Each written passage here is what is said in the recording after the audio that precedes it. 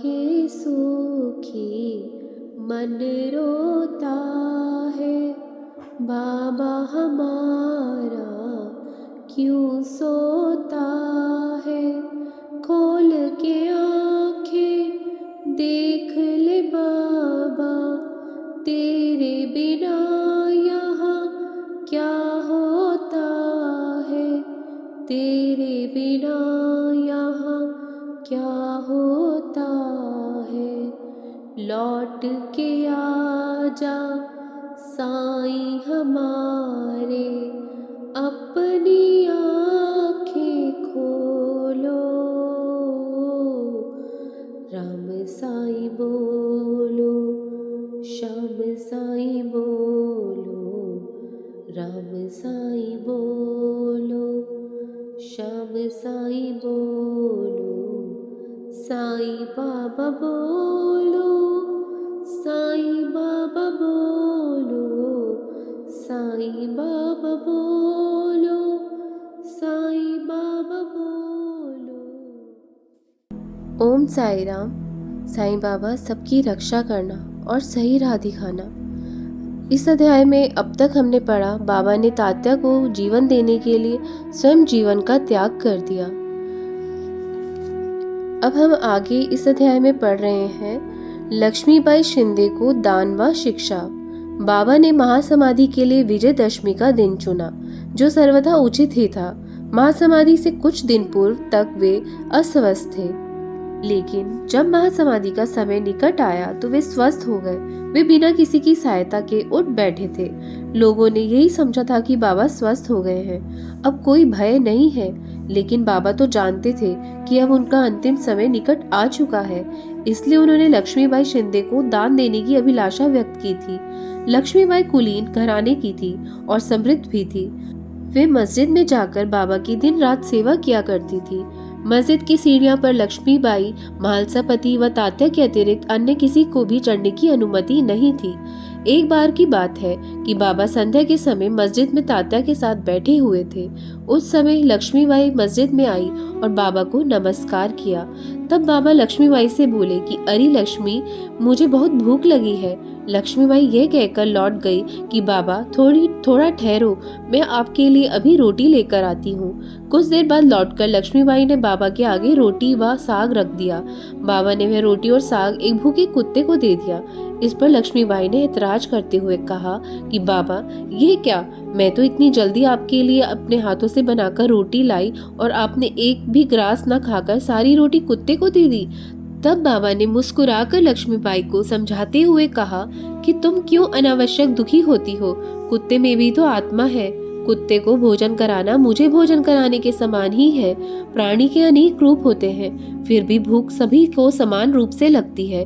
कोई प्राणी बोलकर बता देता है कि उसे भूख लगी है, कोई प्राणी मूक बना रहता है। तुम सत्य मानो कि जो भूखों को भोजन कराता है वह वास्तविकता में मुझे ही भोजन कराता है। इस तरह बाबा ने एक महान आध्यात्मिक सत्य की शिक्षा दी कि किसी भी भावनाओं को आहत किए बिना किस तरह इसे नित्य व्यवहारिक रूप दिया जा सकता है। इसके बाद लक्ष्मीबाई बाबा को नित्य भक्ति भाव से दूध, रोटी व अन्य भोजन आदि देती, जिसे बाबा बड़े प्रेम भाव से खाते। उसमें से भी वे कुछ अंश ही खाते थे। शेष अंश राधा कृष्ण माई के पास भिजवा दिया करते थे। बाबा द्वारा ग्रहण किए भोजन को राधा कृष्ण माई प्रसाद समझकर प्रेम से खा लिया करती थी। इस घटना से यही सिद्ध होता है कि बाबा का सभी जीवों में वास है। बाबा भी लक्ष्मीबाई की सेवाओं को भूले नहीं थे। वे लक्ष्मीबाई को दान देना चाहते थे।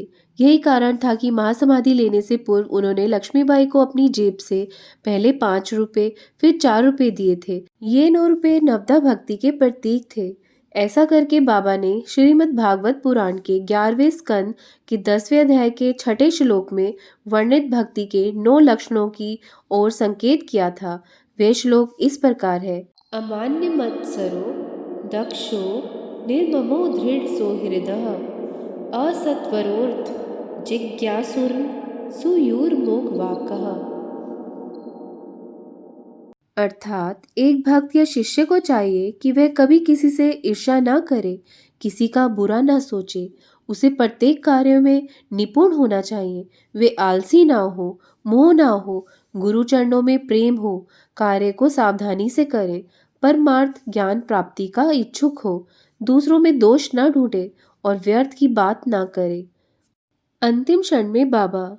अंतिम क्षण अर्थात महासमाधि के पूर्व क्षणों में भी बाबा सजग थे। अंतिम समय में उन्होंने सबको मस्जिद से चले जाने को कह दिया था।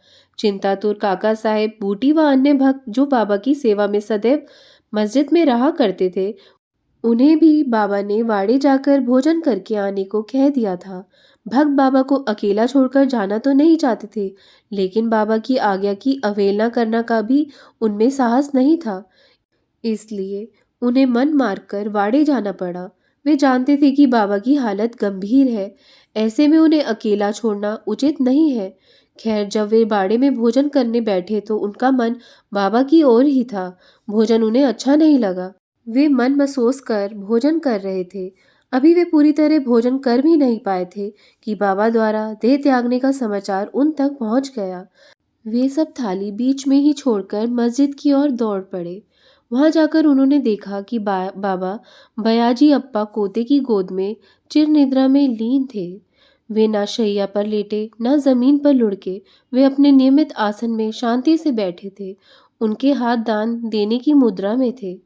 संतों की प्रकृति होती है कि वे किसी के कहने से नहीं आते।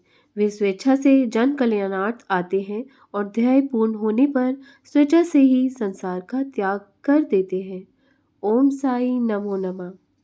आगे हम अध्याय 51 का अध्ययन करेंगे। तब तक साई स्मरण करते रहिए और अच्छे कार्य करिए। ओम साई राम, ओम साई राम।